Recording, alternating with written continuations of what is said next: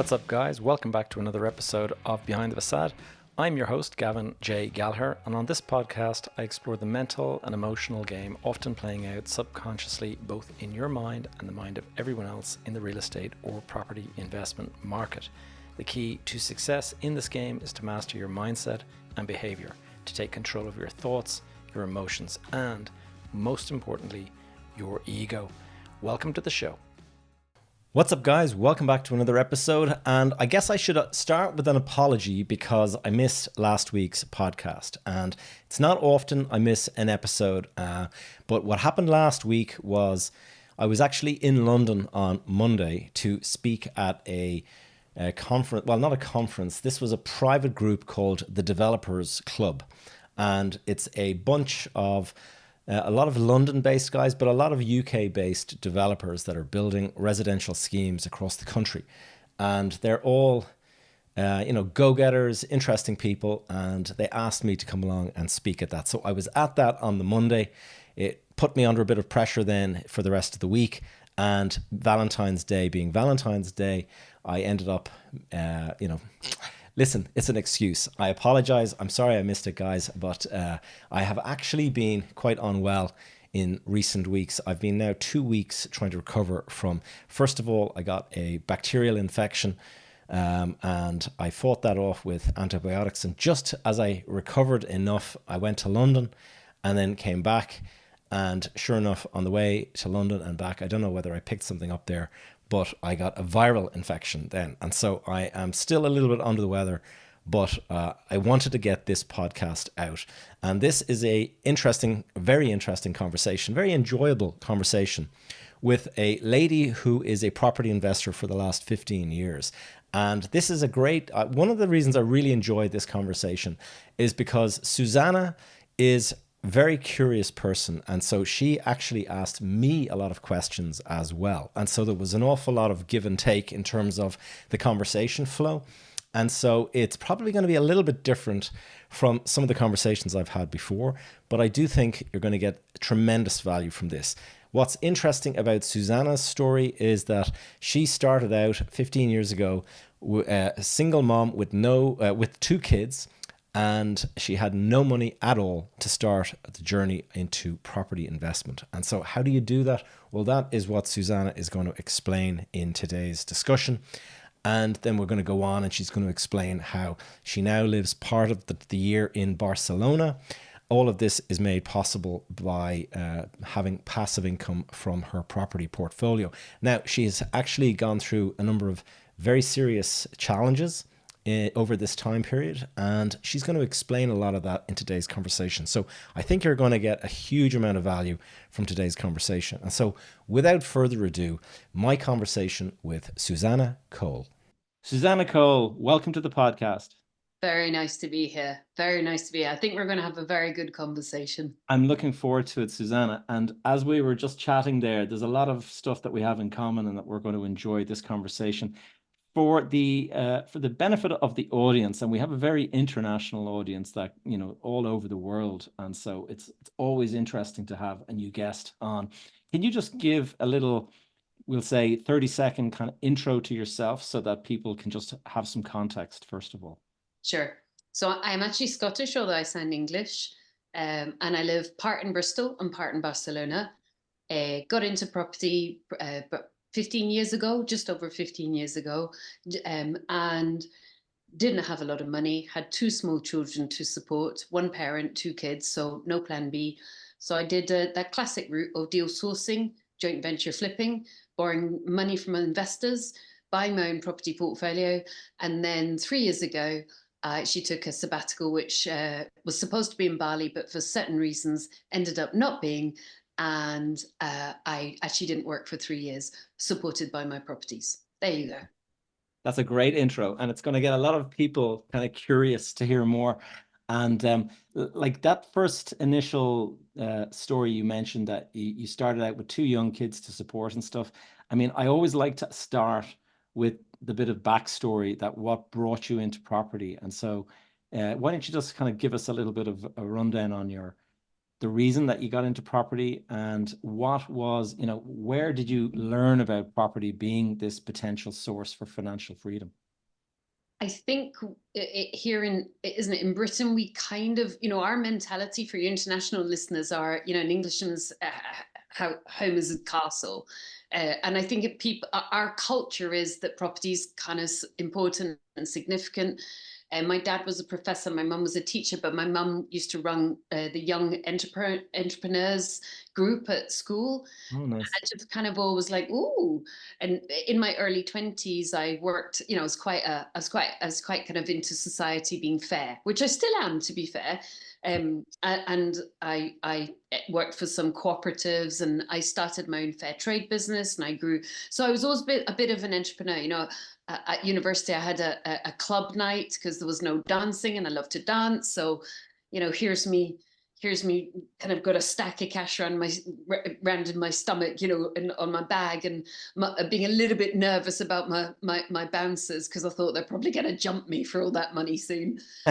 So I did some things, some businesses. So I always knew property was a really good idea.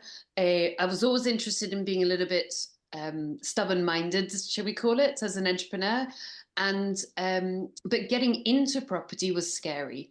But the reason I wanted into property was that tug. I don't know if you found that yourself, or maybe folks you work with, that tug of, I want to spend more time with my family. I don't want to be doing 60 hours a week at a job, because I had quite decent jobs. I'd gone through an MBA in order to bring in more money for my family to live. So you're trying to protect and support your family, but then the job is taking time away from your family. So Yes. I can't marry the two. They just don't live with each other. And I as a parent need to be with my family and support my family. So I felt that property was quite a secure bet. Yeah. Despite its ups and downs, to get into. But I didn't get into it quickly. I spent a long time reading books, and then I spent a long time writing a business plan, and then I finally got into it. So it took me 18 months 18 months. Wow. Okay. to Well, decide I'm that going to. I Yeah, think it's good that you took 18 months, because I mean, some of the clients I have in my coaching business, and some of them are very young, very eager, yeah, and real action orientated. And of course, it's great to see that. yes, But they also, I'm often having to warn them not to, get into sprinting before you can learn to walk, yeah, and that you can find yourself with severe cash flow difficulties if you're not yes. careful. And And actually, my first proper business, if you want to go property business, was in my very early 20s, and it was a fair trade business. And I developed up to 5 shops in Scotland, and I was supported by the Prince's Trust. So how oh, cute is this? I started off with £40 a week grant from Prince's Trust, and the local bank manager was my financial advisor, and the local accountant came in and helped do my books for free. It was literally kitchen table stuff.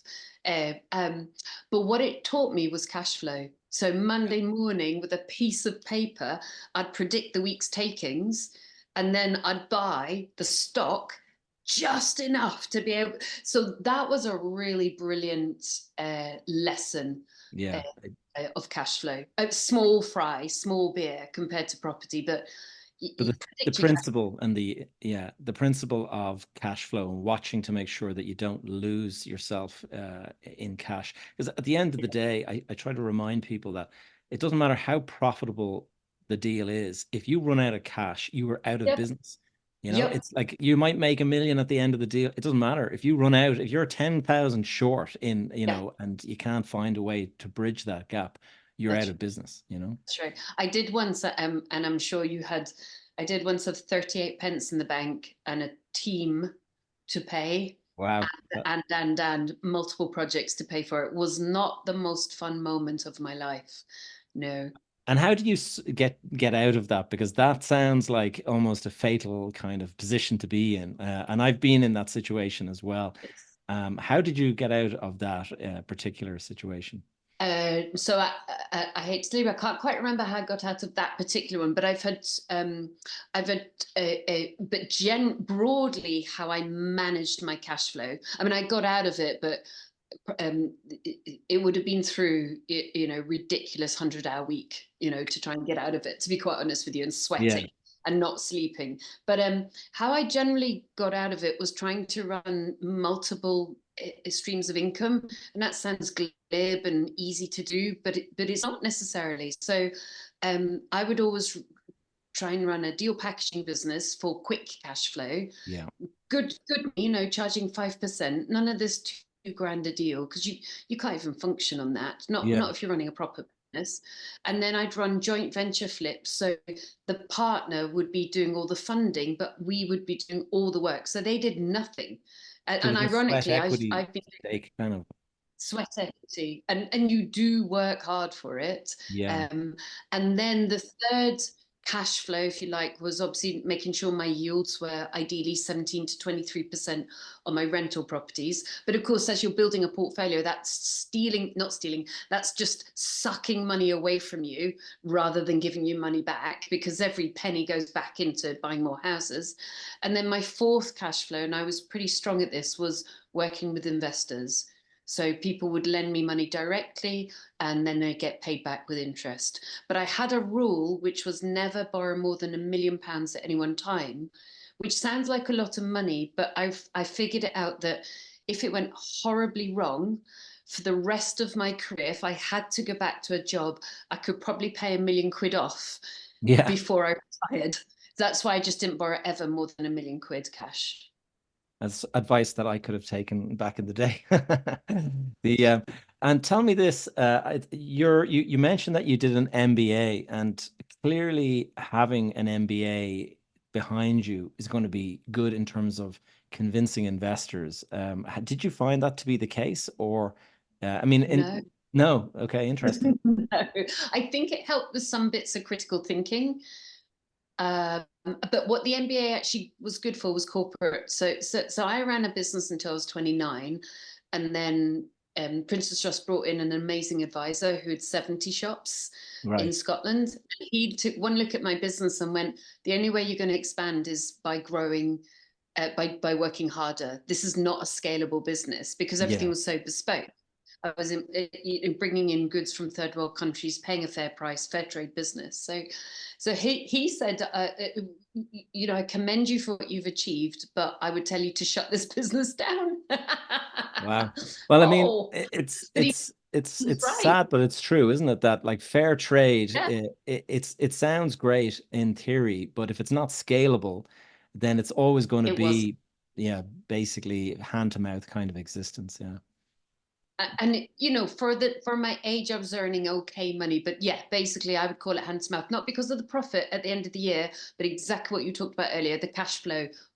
At Monday morning, you were skidding every week. It's no way to live in the grand scheme of things. So the MBA actually helped me go and get 4 professional jobs.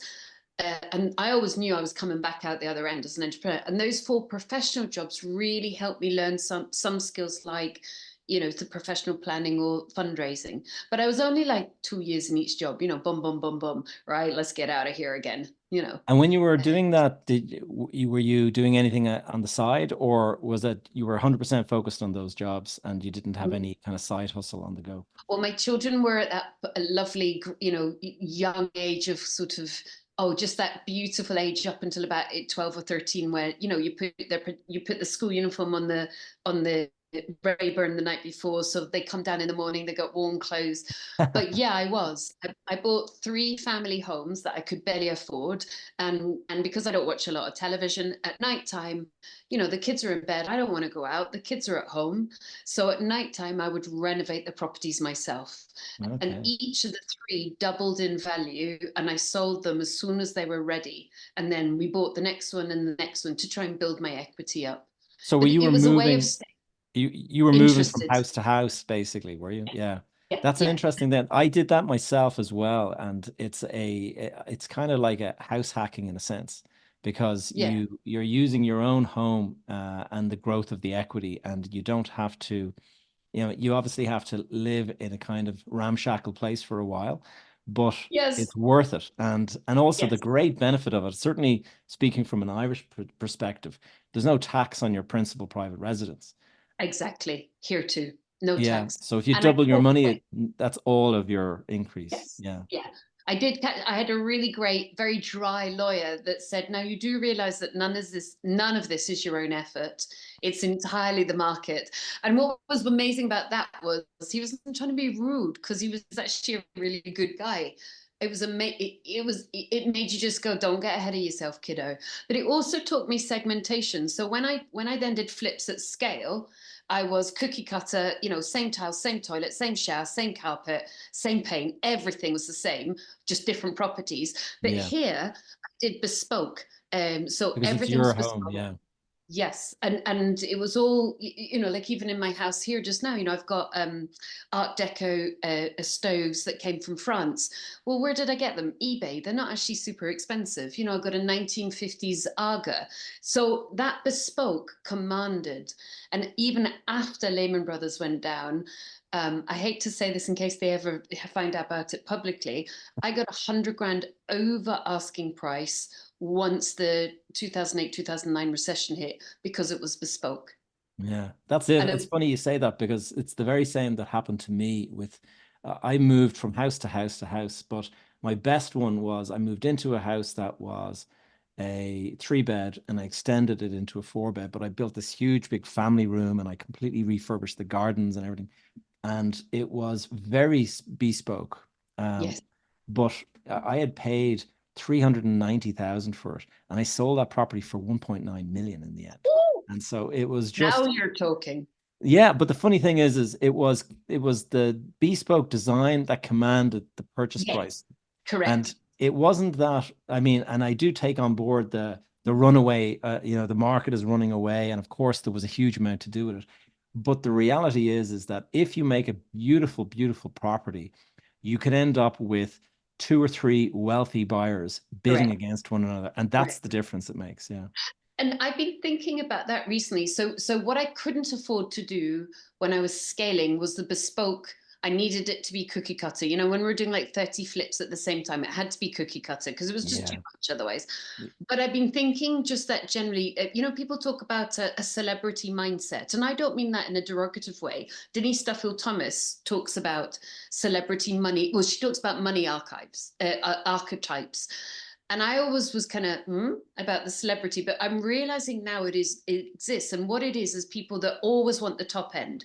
Now, at no point am I suggesting this kid is celebrity, but I found myself going into John Lewis the other week, and I went, okay, ready for the latest iPhone, and I'd already figured out which one I was getting, but I just said to the guy, I want that color, biggest one, latest one, highest spec. And then it dawned on me without sort of, puffing myself, because I wasn't doing that I was behaving in the way that what we would call a celebrity archetype would be behaving, saying, not worried about the price, give me the best. Right. Yeah. And so I think if we turn it back to our customers for the segmentation of bespoke, they're just saying, I want it at Yeah. whatever Yeah. price it comes at. I mean, okay, they're not going to spend 200 million. And that is not many people go into that segmentation. Now, I'm not a candy brother, and I'm never going to be, right? But I did sit the other day for beside a girl who's one of their designers, and it was fascinating because they're in a different segmentation, but they've understood their celebrity client, and so Yeah. money's not the object. And again, if you look at Apple, Yeah. what do they charge us for a cable? I mean, Yeah, it's I know. But ridiculous. even I was looking at these new goggles that they have coming out, and they're Yes. 3.5 grand. And Yeah. like they will sell hundreds of thousands of them. They won't Yeah. sell millions, but they will sell a lot because there'll be people out there that just have to have it. And Yeah.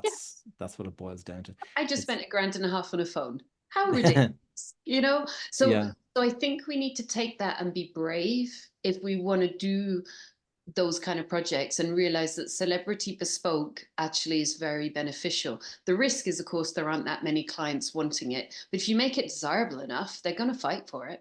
Yeah, as long as it's in the right location, because Yeah. obviously they want the best, and that also means the best location as Oh, well. yeah. Yeah, Yeah. yeah.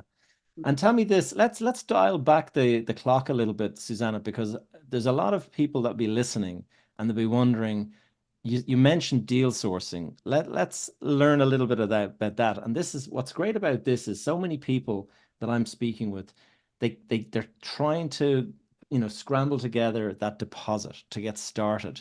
Yeah. And you didn't have that deposit. You started by doing deal sourcing. And first of all, for the people who don't know what that means, please explain what you mean. It's like being a reverse estate agent, but don't let that put you off. If you're, don't be walking away from the podcast now.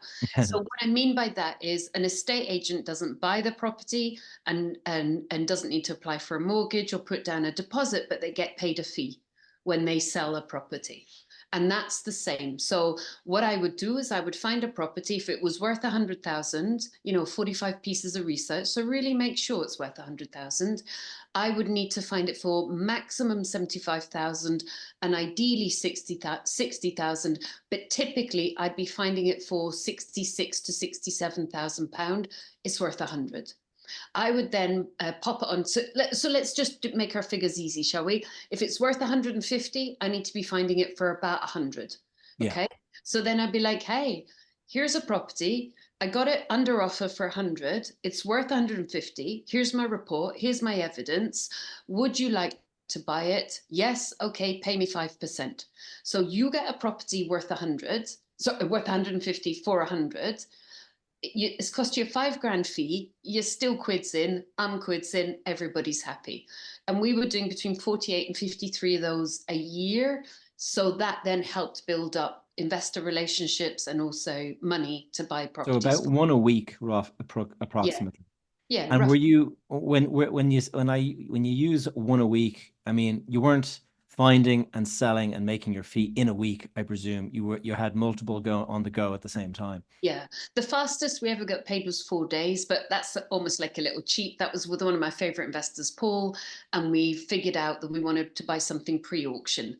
And so that was very fast, and we'd worked together before, but typically 6 to 8 to 10 weeks later. So basically, you get paid on exchange. So typically, it's when the investors pulled their money together, either their mortgage or their bridging loan, and then their lawyer has said, okay, good, your funding is ready, let's exchange. Now, there's Yeah. no need for you to get paid on completion, get paid on exchange, because your job is done. You have pulled the project ready for the investor to be bought. So And this, is it just I mean, in terms of a property that's, it sounds easier said than done, possibly, like that here's a property worth 150, we can get it at 100. Like, yeah, does that include refurb work that you kind of assumed, or anything, or you were just simply finding good finding bargains? good deals. But oh, look, see, so I'm getting excited now. I'm starting to move around on the sofa. Mhm. So there's no way, like, say it was yourself, there's no way I'd be like, here's a property worth 150, I've got it for 100. Oh, by the way, the refurb's 50. No way. I just wouldn't even be interested in having that conversation with you. It would need to be, because of course I had done refurbs by that point. I'd need to know what was needed for the refurb and do a rough assessment of the refurb value myself. So maybe I'm like, it's a 10 grand refurb, for 150 to £1,000 house from 100. Otherwise, Yeah, it's not worth it to you.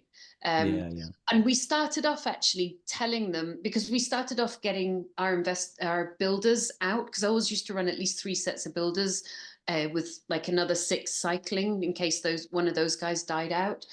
And we started off by giving them the refurb quote from the builder. But after a period of time, because you kind of toughen up, or you get a couple of little punches, don't you? Realize, whoa. After a period of time, we stopped giving the actual quote for a couple of reasons. They would then use a different builder, and it'd be more expensive because they hadn't got a wholesale builder, they got a retail builder. Or, and I saw this a few times, they go, could you just, that, could you just? And you're like, okay, so I thought the quote was 12 grand and you've just made it 24. And yeah, yeah, yeah. they're Can you like, well, add this in and that in yeah. and all this kind of But stuff? because they were inexperienced, they'd be turning around and saying, Suze, you said it was 12. And I'm like, yeah, but you added this, and they Yeah, couldn't yeah, quite get it. So after a period of time, I stopped giving a quote on what I thought the build would be, or what our builders told us the build would be. And I just wrote down everything that if it was me, I would do on that property. yeah, yeah. Then it was Or over. arrange, yeah. Yeah, because then if they want us to run the refurb, that's no longer a source deal. That's a joint venture. We're going to buy and sell it together. So Yeah, yeah. Yeah. And tell me this, Susanna. I mean, in term, like you started this in 2011. 2009. Oh, Yeah. okay. Well, I see. Because I was just thinking about in terms of the timing. I mean, obviously, you're in the right place at the right time. The 2008 crash, property values had fallen down. People are kind of trying to get out of, property that they've maybe over purchased or whatever. And so you Yes. had lots of rich pickings in that situation. I mean, I No. would assume if you can buy, I mean, nowadays, certainly we have a housing shortage here in Ireland, like a Yes. massive crisis. Here And too. I can't imagine that there would be too many people that could go out and find something at a 30% discount. Do you know what I mean? Oh, I don't mean that in any way other than just factual. I 100% can. Oh my goodness. I'm doing it when I'm not trying to do it. So let me. I think it's first. It's regional. So I was sourcing in Bristol. Now Bristol's a very affluent area. A couple of universities, a whole bunch of colleges. We get brain drain from London. Once they have a little toddler, they're like, "Oh my lord, I don't want to live in this smoky place." Bristol, it's amazing because people come to Bristol and they never leave because it's such a Right. great city to live in. So what Bristol did was just freeze. It didn't drop. It just Okay. froze. And it froze for about 3 years and then it slowly started climbing again. Whereas I got a friend whose property portfolio was in Stoke-on-Trent and it took her property portfolio 10 years to come back to value. Wow. Nothing happened in Bristol, it just froze. Um, Interesting. Yeah. and then so that's the first part, so we weren't being thrown deals at all, it was all our activity. And then the second part is even in the highest part of the market I was still finding discounted deals because it's just the activity. One or two every 100 is sold discounted, so you just got Mm. to do the activity. And when I was out in Barcelona I found 3 deals and I was like, stop it, you're sabbatical, just by talking to people and finding them, And but so not me. you mentioned a stat there, 1 to 2 per 100. Yes. So describe your sort of research. You would be looking at every deal that's going in the area, Yes. looking for that specific needle in the haystack, kind of. Yeah, yeah. And what we're people, I don't mean they make a mistake like I'm better than them, not at all, but they make a mistake of thinking, oh, if it's on offer for like 200, I've got to pull the price down. Nah, I've never had any interest in that. I would be terrible at negotiation because I've got no interest in that because that wasn't what I was doing. Because my presumption was if you've got it on offer for 200, you're probably wanting, I don't know, 200, Yeah, probably. yeah. So we never, I mean, I don't think I looked once ever on Rightmove or Zoopla for a deal. And that a lot of people waste a lot of time doing that. We only wanted to find the deals where price was not the indicator. That was the only, so 99, 98 properties being sold. Of course they want more money because they need to upgrade or, downscale or whatever they're doing, give something to the kids, bank of mum and dad, all that stuff. One or two in 100, it's a different reason. So some of the reasons would be they've moved to Dubai and this property is lying empty and they're in, tax free in Dubai. They're just like, get rid of it. Or they've inherited it and they've already got properties and the family's fighting over it. So they're going to get tiny slice anyway. So who cares what amount it gets sold for? Gotcha. Yeah, Or yeah. the council's got an order on them because they've got so many dogs and the dogs are barking and the neighbours have complained and they have to leave the property, Okay. or bankruptcy or, sadly repossession, stuff like that. So Yeah, we yeah. looked for the situation and we would pick up the phone and just phone estate agents every day. So you're working the phones and you're listening to the stories and the feedback from the agents and what Yeah. okay. Yeah. That's a great, yeah, it's very interesting because certainly I mean, this is more about the self-limiting beliefs, but my automatic assumption is that in this market it would be possibly a struggle. Although now that interest rates have shot up, there will be some people in a bit of They will. distress and they'll be saying, I got to get out of this property Yeah. fast. Yeah, they will. Well, Yeah. even in Barcelona, so I live partly in Barcelona in a neighborhood called Poblenou, which is, I mean, my flat is 9 minutes from the Mediterranean, gorgeous. My street, Calle de la Ciudad de Granada, 500, so it's a 1920s apartment I live in, but 500 meters away is Facebook. Oh So wow, yeah. you can imagine the kind of, and there's a yoga studio in every street, and it's in I the know Barcelona well. Yeah, it's a lovely, beautiful, beautiful city. It's probably so. one of my favorite cities, in fact. Oh, Yeah. me too. Which is Yeah. why, and my son lives around the corner, why I bought the apartment. But even in that neighborhood, like, what is not to adore about that neighborhood? I still found three deals because the story, because something else was happening. And I Yeah. wasn't Yeah. even looking. I was just couldn't help looking in windows and talking to estate agents because it's fun. Yeah. Tell me this, Susanna. I'm just thinking about the next thing that you did. You started to recruit investors and Yeah. bring investors on board. And did you bring them in as partners, or you brought them in as lenders? Lenders. So I both actually, forgive me. So they had three roles. They either bought a deal from me, great, it was a one-off transaction, but you tend to find that they would repeat Yeah. because and after a certain number, they got confident, and or they'd sorted themselves out, or they would then want to joint venture, buy and sell together. So they did the funding, we did the work. Or the third was they lent me money directly.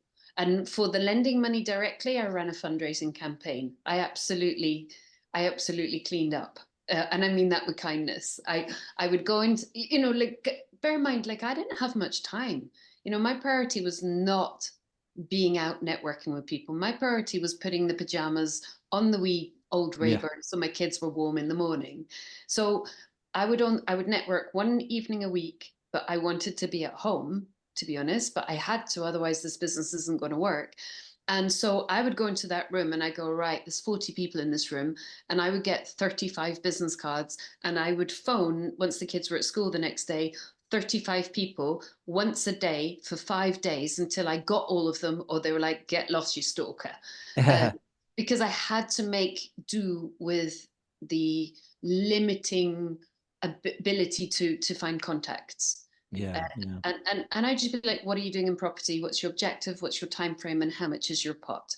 So within 2 minutes, I'd find out whether they had money or not. And if they didn't have money, maybe they could be a volunteer in the business. And if they did have money, I was like, right, they're on my fundraising list until And they said what room was this? Was this something that you had organized, or was it something that you were going along to and you were working the room? in the early days, it was something I went along to. I would go to two events in Bristol a month, and then I would drive, with a sandwich and a Kit Kat to two events in London because, to be honest, they had more money in London, and then drive home that night and get home at, like, whacked at 1 in the morning. Yeah. And that was like property networking meetings, or what Yeah. was it? Yeah. Yeah, so in here in England, people like Simon Zutzi, they run. I mean, I think there's about 70 property events a month that are advertised in the magazine Your Property Network. Okay. So I would pick those and turn up early and leave late, stay sober, and collect business cards like a banshee. That's a great way to do it. Yeah. I mean, that's and it's obviously stood to you. So you cleaned up, you said. I'm kidding with the cleanup, but no, I cleaned up. Yeah, no, I absolutely, because I couldn't afford not to. Yeah, of course. Yeah. So there was one event organized by Ben and Barry in Bristol, and really lovely people. But for Simon Zutzi, and I remember he said to them once, "You numpties, she cleaned up in your room." They did all this gorgeous work of putting on this brilliant event for everybody, and I just went in and hoovered. And years ago, somebody who became a really lovely friend of mine, Kevin Wright, who does property and he does some property training, Property Ninja. He said to me when he first met me, "I've heard about you." And you're like, "Oh, what have you heard?" He said, Your reputation goes before you. "Yes." He Yeah. said, "I've heard you're very decent, very honest, but you're a tank." And I was like, "Oh, that doesn't feel too feminine." But, I had no option. We're going to make this happen. Then I'm going home and being mum again. That's great. I mean, I love that story. And in terms of the amount that you would be borrowing, the max was 1 million, but I presume you never got 1 million from a single investor. It was lots of smaller, or am I wrong? Fundraising is like a triangle. So you've got, everybody wants the million from one. But unfortunately, you're going to get a small number of people at the top of the triangle with big money, and then a medium amount of people in the middle of the triangle with medium amounts of money, and then lots of people with small money at the bottom. Yeah. So the larger guys, so the pattern was interesting. The smaller amounts of money, people were very fast to want to lend it to you. Yeah. But of course, you've got to be careful of things like collective investment scheme, and you're only going to work with one person on one project. You don't want to be lumping money together. So you Yeah. could use that for like small bits of cash flow to do small renovations, maybe. The middle guys would be quite good for a deposit. And I had an arrangement at the time with Shawbrick that they were okay with a deposit coming from somebody else. Now, they don't do this to everybody, so you've got to look up challenger banks. But my investors had to sign certificates to say, we got no charge on the house. So I would have to put the charge against other properties I owned, because Shawbrick were like, we don't mind the deposit coming from someone else, but basically they can't get their hands on the house if it all goes wrong. That's ours, baby. And then the top people, so that would, the middle people, I'd do like their money plus bank money to buy the property. And then the top people, in terms of value of money, I would just, I had an arrangement with one guy that I worked with for years, brilliant guy actually. And he would lend me 600 grand a year. I knew it in advance. And I would buy a couple of houses a year with his money, and then refinance the houses, pay him back. And then he'd be like, not hounding, that's too strong a word, but like, could you please hurry up and spend this money again? I'd be like, okay. Yeah. And then Yeah. I, Go again. so with Yeah. him, I would buy the houses cash. But it was Yeah. a full mortgage, full legal terms and conditions. And what But I you, found, oh sorry, the top guys, those relationships took a lot longer, but they were the most reliable relationships in the long run once we'd agreed. and did they have any kind of a first charge or anything like Oh that? yeah. So they were giving you a facility of 600 grand rather than saying, here's the money. Yeah. Yeah. I Yes. get you. Oh yeah. Yeah. Yeah. Facility of 600 grand. I never saw their cash. No, it went Yeah. straight Yeah. to my lawyer in exchange for property. And they had first charge on that property and second charges or floating charges on other properties. Oh yeah. You don't get to, and I was one of 5 investment strategies. And he and I would meet quite regularly, and he would tell me about his other 4 investment strategies. So he was figuring that 2 were going to come clean, 2 were going to be a bit dud, and 1 was going to be average, you know? Interesting. Yeah, Yeah. very interesting. And tell me, in terms of the kind of terms that you were offering, I mean, obviously interest rates have changed a lot, so there's been kind of an ups and downs and stuff. What were you able to afford to pay people for doing this kind of thing? I think the word afford to pay should be in quotation marks. Let's be honest. If anybody's listening to this rather than watching the video, they'll see me hiding my face now. Uh, Sweating, yeah. yes, sweating. So basically, we started off this conversation about cash flow. Don't do this, kids. So here was my thinking, and now I'm just trying to like excuse myself. So my top guy was super expensive. Bear in mind, interest rates were like 1%, and I was paying him 16. 16. Okay, so it's like mezz finance, basically. Yes, Yeah. exactly. Yeah. And that was way too expensive. So so so don't do this, kids. Way too expensive. So here my thinking was, and I'm trying to excuse myself now, was you're basically going to be having to find this discounted. He's going to earn all the money from the first year, if not the first couple of years. Not that you're paying him back over 2 or 3 years. You're paying him back so fast. It's Yeah. unbelievable. I mean, literally, the day you buy that property, you start applying for the mortgage, even if it's a wreck, and Yeah. you are pushing everything so fast because you want his money out. Yeah.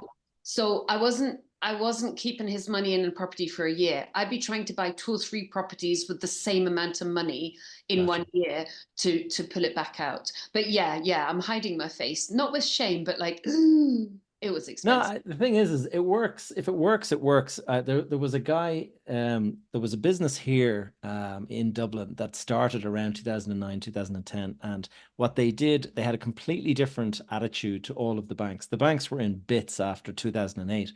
And this Yes. guy arrived into town and said, anyone out there who's gone bankrupt or who's in difficulty, I'm lending money. And come to me if you want to, restart your career or whatever. And so they were lending, but they were at 18%. Wow. And you also had to pay them to do their due diligence. So if Yep. you wanted to open a conversation, you needed to fund, I think it was 37 grand to actually pay for the due diligence they were going to do on your deal. Wow. And if it didn't pass muster, you weren't getting the deal. And so you had, but you'd be out of the 37 grand, you know? So Yes. it obviously put a lot of manners on people and made them kind of make sure this deal works, like before Yeah. we pony up. But what's amazing is I've spoken to those guys since, and they were saying that they have met people that went bankrupt that no bank would touch because they were, basically radioactive in the eyes of other banks. Yeah. And Yeah. this guy helped them, and they've bounced back, and they've made millions now. Good. And they keep on going to the guy and saying, "Can we do another deal at 18%?" Like, Yeah. because it's so simple for them to get money. And that is the other part to it. So I'm not encouraging anybody to pay that kind of interest, but that's the other part. So with this chap, because I'm straightforward and he's straightforward, of course we had legals. Of course it was a formal private mortgage. It was yay thick on terms and conditions. But once we sat in a cafe and shook hands, it was happening. Yeah. He never reneged. Whereas, I mean, I sold it now, but I bought an office for my team to work in. And 4 days before I bought the office, my bank that I banked with for 15 years, I had multi-million pound property portfolio, millionaire, all the rest Change of their mind. Yeah. it, changed their mind with 4 days to go. Thanks, guys. Why? Because our strategies changed. Nothing to do with me. So Yeah. Yeah. actually, I found the top end property investors more reliable than the banks. So that was the other reason to do it. Yeah. You go meet up, you talk about a deal, you'd agree it, you'd fund it, get on with it. Yeah. Yeah, no, I think it makes a huge amount of sense. Although obviously you do need to know what you're doing before you start drifting into that. And so Oh you my were God. well experienced before you kind of started. I do have clients that are kind of asking me about, oh, how can we get, investors?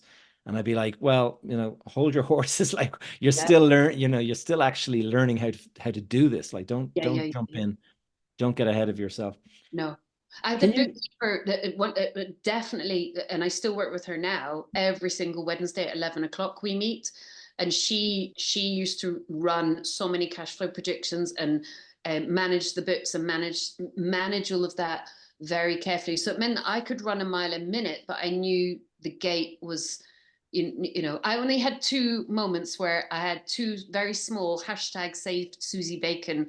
Now they weren't bankruptcy level, but they were like, I'm not going to be able to pay the bills. And even then I collected from friends, but it was all legally bound. And at the moment, without going into any detail, I'm currently the provider to one of my dear friends who's also a property investor worth millions. So I've got no worries there.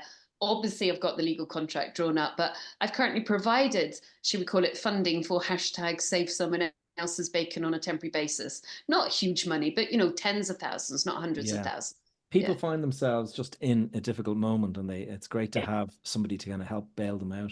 Yeah. Yeah. Tell me this, moving into some of the questions I like to ask. I mean, the best advice that you received from somebody else in the last 15 years. It's not sexy. I got two, but they're pretty unsexy, but they work. So the first is automate as much as you can. Not like eliminate, automate, outsource, and delegate, all that stuff. But so I've got a property portfolio, and it combines with the second. So um, yeah, so it's the one piece of advice I've probably separated out of my mind thinking about this. So I have, rent income coming in. So today it's just after the rent's being paid. And then I have different bank accounts. So I have repairs and maintenance, mortgages, profit. I used to obviously have them at the investor one as well.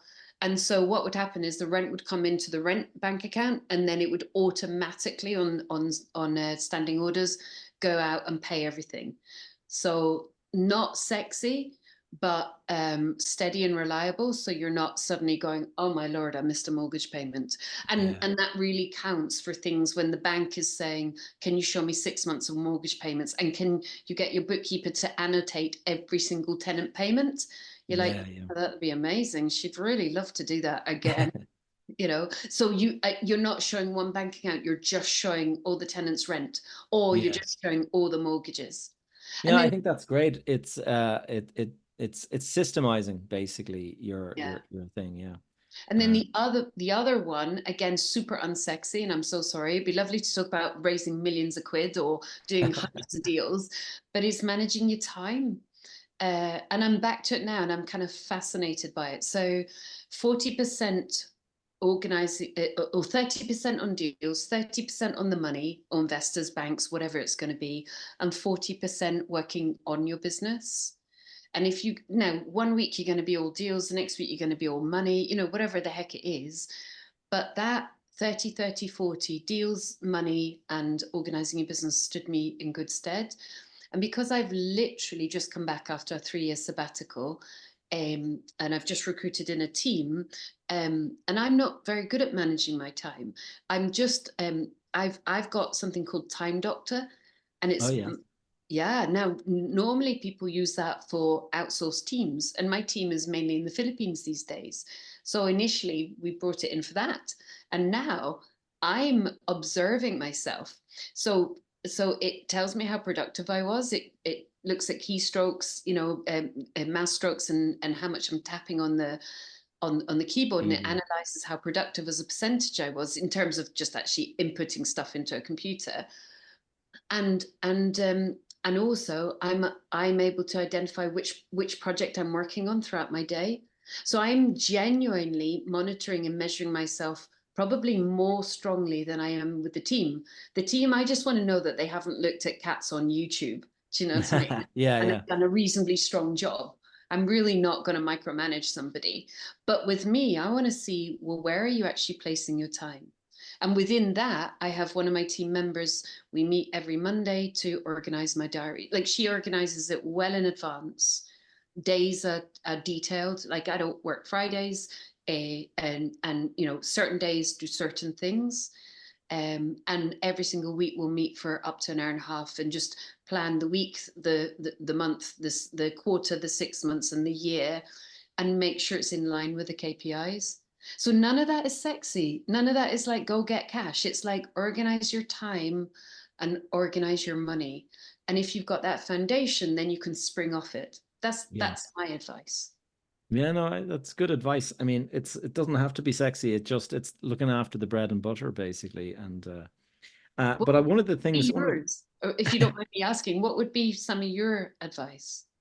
I think patience and discipline is the advice that I always kind of recommend. That it's people want to get into it and they want to get rich quick and stuff like that. And the first thing is that you have to have that little bit of patience, because if you think you're going to get rich quick, usually you're off on the wrong track, because tends not to work like that. It tends to be that you'll get your fingers burned. Anytime I've rushed into something because I thought I was going to make money, is I've lost all of the money that I put into that particular rush. And so I've pushed away from that. And then discipline is the big thing. And it's just having the discipline to do the due diligence, to do all of the risk analysis and all of that. Because when I started out, I was, when you start out, I always kind of talk about there's a gambler and there's the analyst. And when you Yes. start out, you're kind of like the analyst, and you're the analyst who is you lack confidence because you're starting out. And so you analyze everything and you just go into the 10th and 11th, 12th, double checking everything and all that. Yes. And that is the analyst at work. And that will mean that it slows you down and you might miss a deal. Yeah. The complete opposite end of that is the gambler. And the gambler doesn't do any analysis. It's like gut instinct. This looks like a good deal. I'm all in. Bang, bang, bang. You want to Yes. find somewhere in the middle.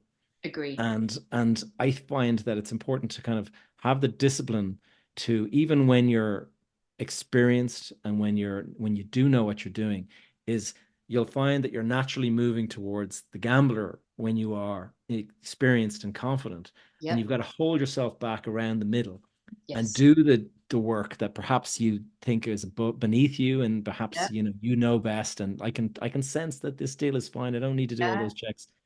I think that discipline will stand to you. I agree. So that's almost like following a process, isn't it? And saying, here are the processes we go through before da da da, and we don't really deviate from that. So Yeah.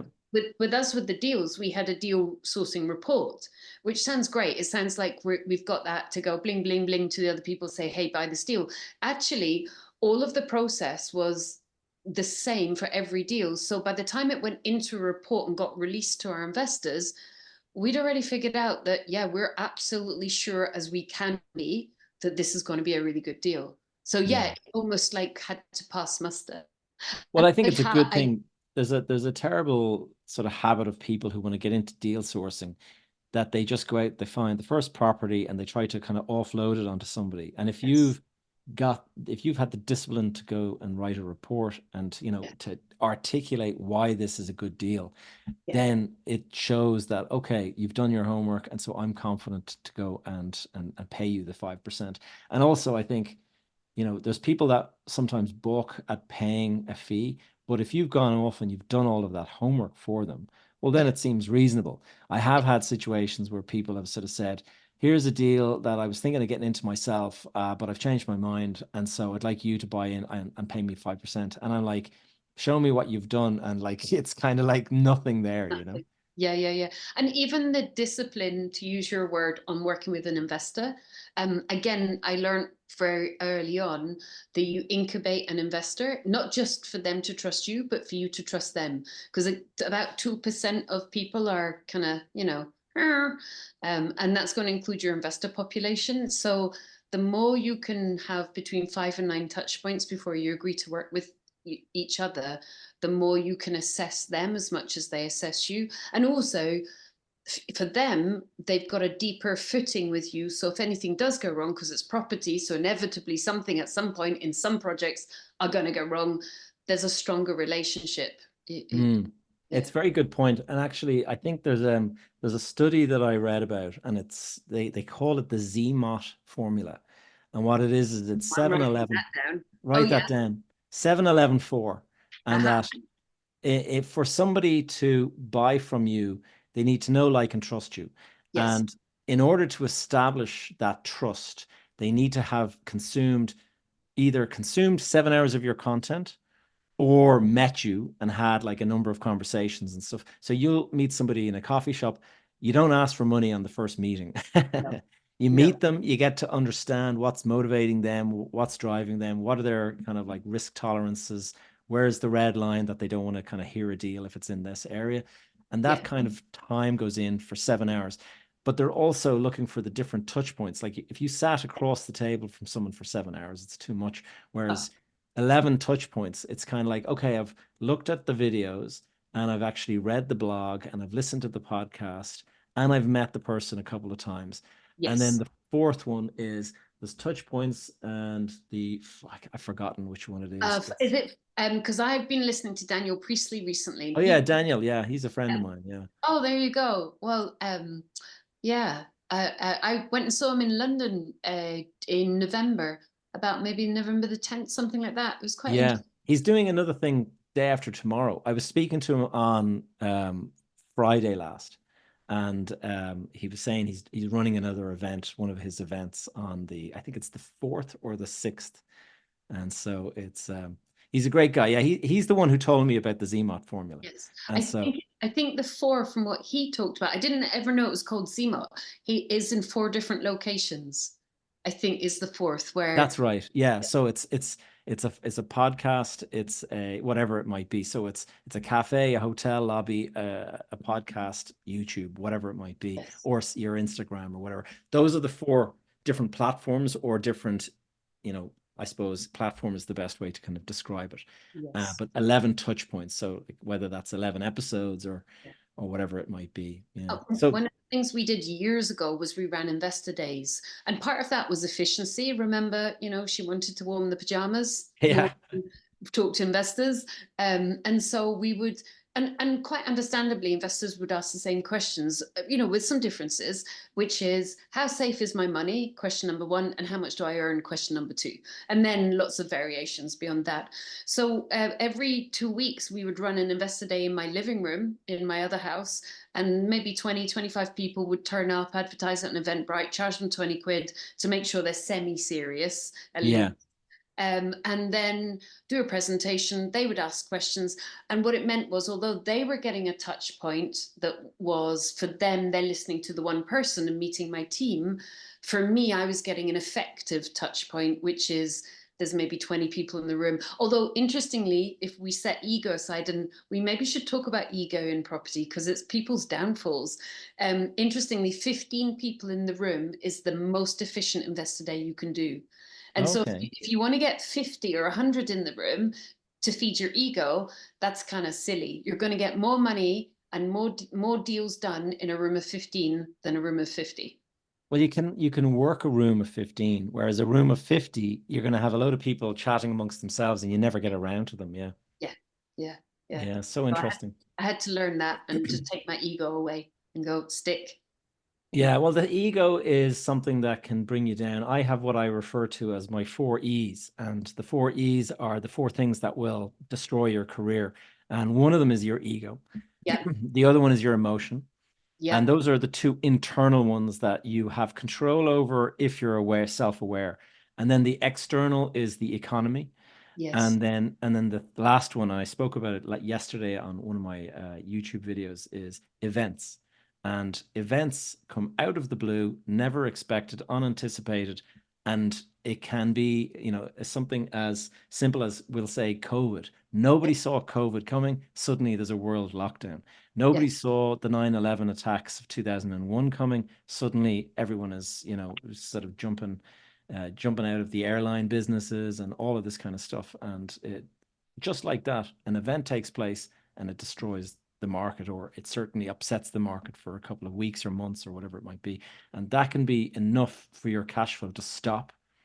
yeah. And that's you out of the game. So always leave yourself a little bit of But room to it's wiggle. really difficult when you're starting because now, and maybe very briefly, I can mention an event which I don't want to take us down that rabbit hole, but now I can manage certain events. But when you were starting, that cash, that working capital you're supposed to set aside. I mean, come on, that was raided all the time. I'm not saying you should. I'm not advising Yeah, anyone to yeah. do it.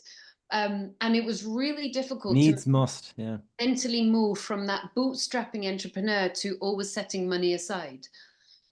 Yeah, and my sabbatical just before COVID, I was going to go to Bali for 6 months and hire a villa and have this beautiful sabbatical because I kind of made it, and thank goodness my event happened at that point in my life, and then obviously COVID happened, so I wasn't going to be able to do it anyway. But and I don't want to go down this rabbit hole because I'm past it.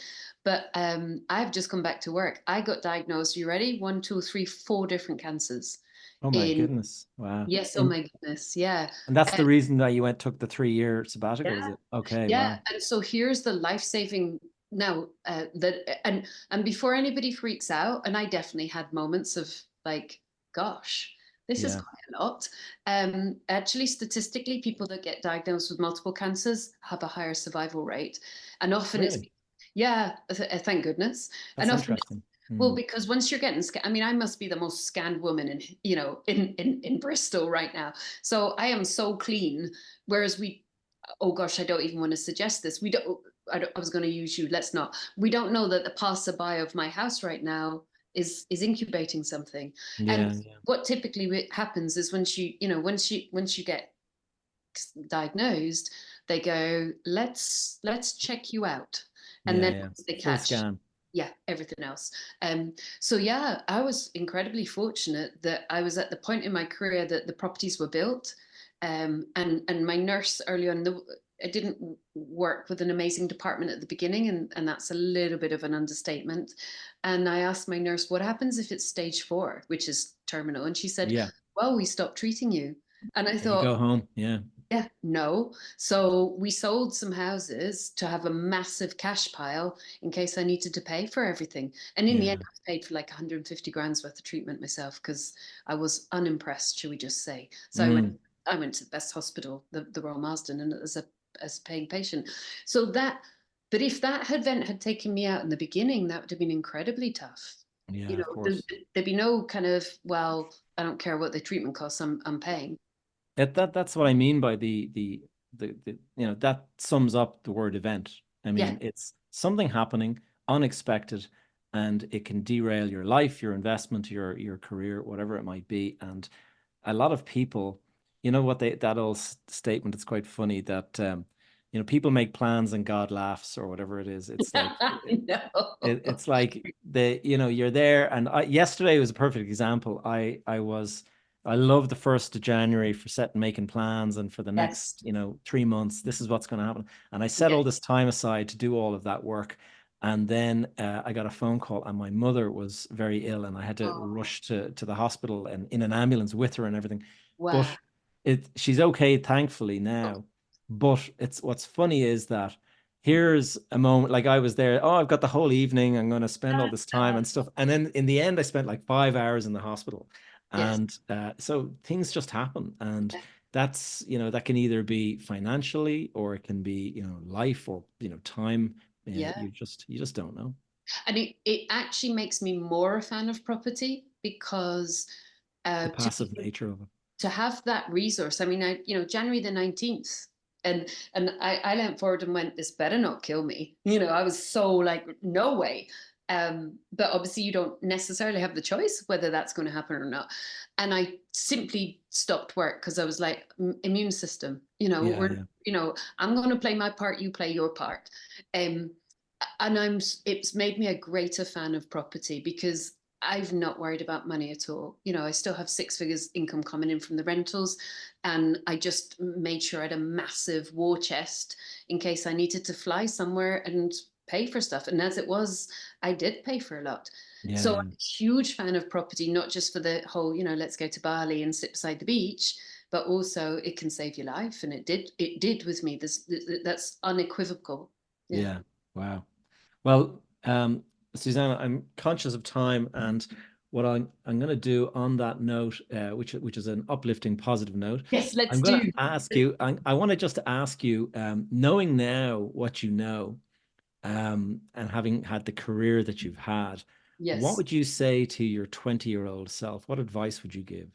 Ooh, well, I've been thinking about this, because although you said that taking your time is a good thing, one of the early bits of advice would be like, don't be taking so long, 18 Yeah, months right at jump the in, plan. jump Yeah, in. jump in and make some mistakes, but don't make them fatal, make small, what do they say? Fail fast. Yeah, yeah, So, and then the other one is interesting because it could be, oh yeah, the second one was focus more on profit.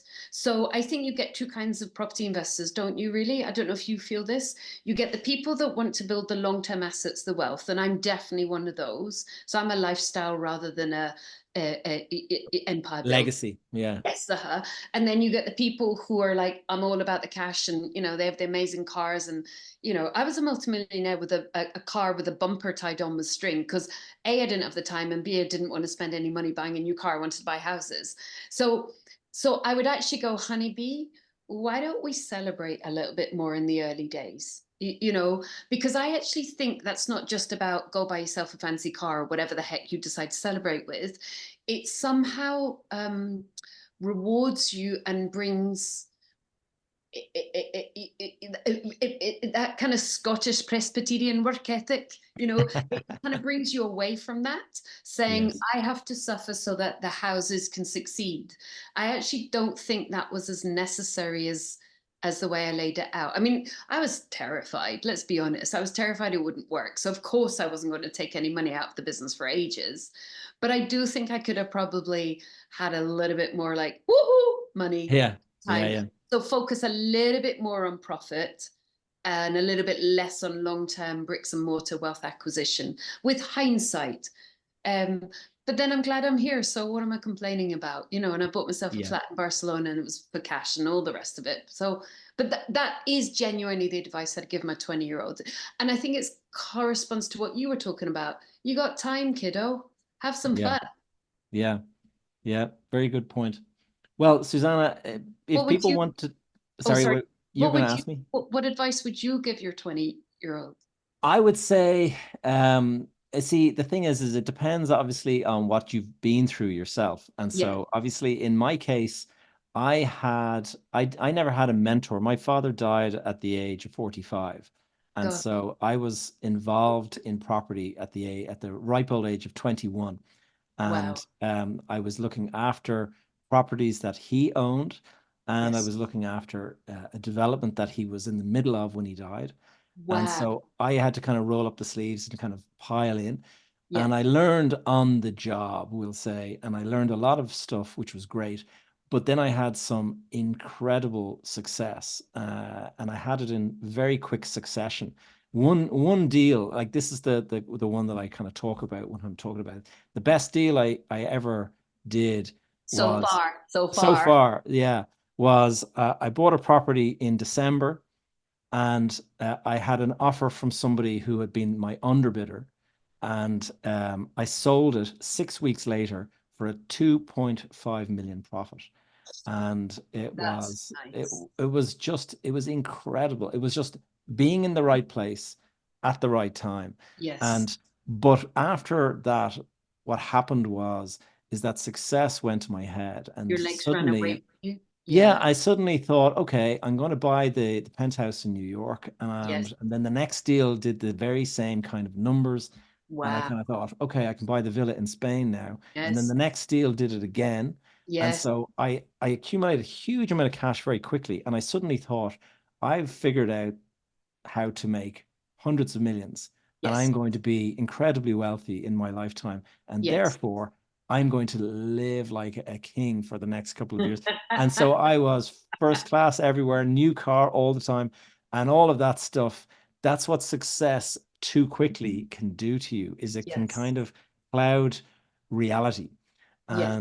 And so all of what I needed in retrospect now looking back is I needed a mentor Yeah. who was going to keep my feet on the ground and say, And Gavin, that deal, yeah. you'll never do a deal like that again. Like 6 weeks for that kind of return, it's just not realistic, you know? And don't think that you're going to click your fingers again and do it. And it's like footballers when they're, when Oh, they're earning 50,000 a week and they think that that's they'll right. be earning this for the rest of their life. And then 5 years later, they're out of the bit, they're retired. Like, That's and right. so I think that's the advice that I give, is that don't let success go to your head, and get a mentor. I agree. But my goodness, that mentor, with you kind of walking on water at the time, that mentor, you'd have had to respect them beyond belief. Big time. Yeah. Otherwise, you'd have booted them off. I remember going to my architect's cocktail party once. I was the only woman in the entire cocktail party, which was kind of fun. And I met a guy who's the classic sort of, late 50s, fairly sizable tummy, bless him, but fascinating guy, who's chief exec of 100-year-old, really significant construction firm in Bristol, one of the big ones, right? Right. And it was fascinating. And we had such a great conversation. And he said, um, it kills me, and we have huge, not arguments, but professional arguments about this with my finance director, because I want to spend the money, but because we've been going 100 years, we've been through everything. Not him personally, but the company, and the rule in this business, which is why we're still standing 100 years later, and they're one of the biggest construction firms in Bristol, was that we have to have a year's cash flow in the bank, Yeah. not profit, cash flow. For one of the biggest construction companies in That's huge Bristol, money. Yeah. That's it. huge money. And he was saying to me, I could, you could see him kind of gripping his drink, going, I just want my hands on that money. I could do so much with it. And that Yeah. Yeah. always stuck with me, because I thought that's an amazing experience and yet hugely successful business. And he said, Yes. that's why we haven't been wiped out. We would have Yeah. been It's very instructive. Well, certainly construction is renowned for this kind of thing, because yeah, there's a property blip, and it's usually the clients that run it into the money difficulties, and then they're the yeah, ones that can't pay the contractor. yeah, And of course, he's got all the subbies that he has to yeah. kind of keep feeding and stuff. So, yeah, it's a very good point. In 2008, here in Ireland, uh, 90% of all construction jobs were lost, and like it basically the market just collapsed to nothing, and And then you lose all the skills. It's not yeah, even. they all went abroad and they retrained and stuff. So we are only building now in this country 33,000 houses a year. Wow. And in 2007, we did 90,000. And we're in a housing crisis where we like the capacity, if we could double it in the morning, we would. But Yes, yes, yes. that's the maximum that the industry can put out. So a friend of mine is, to be fair, he's part Polish, and he imports his builders from Poland Yeah. because he speaks the language, and all If the other things. our biggest problem in this country is now the housing crisis is so bad that we could double the capacity of our construction industry if we could go and bring in, say, 100,000 Polish construction workers. That would do it. But where would Yeah, you put them? yeah, Because there's nowhere for them to be housed. And so that's the problem. We're stuck in this kind of like, real uh, catch 22 situation. it is. It's catch So 22. interestingly, that the kind of buy now, party later kid was saying, I'd tell my younger person to have more fun and spend a little bit more of the money.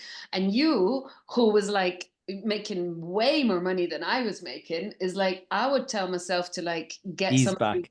ease back. Yeah. So we're saying meet in the middle, aren't we, really? Yeah. Yeah. And Yeah. I also find it interesting. So I've always been interested in this because my dad's dad died when he was 14. And obviously you feel for your father, don't you? You Yes. imagine this Yeah. beautiful little 14-year-old losing his father. Yeah. And I think the stat is 1 in 3 British presidents and American presidents and British prime ministers has lost a parent before the age of, like, I think 15 or 16. And Yeah. it does appear to drive people to success because I guess they know other things can happen in life.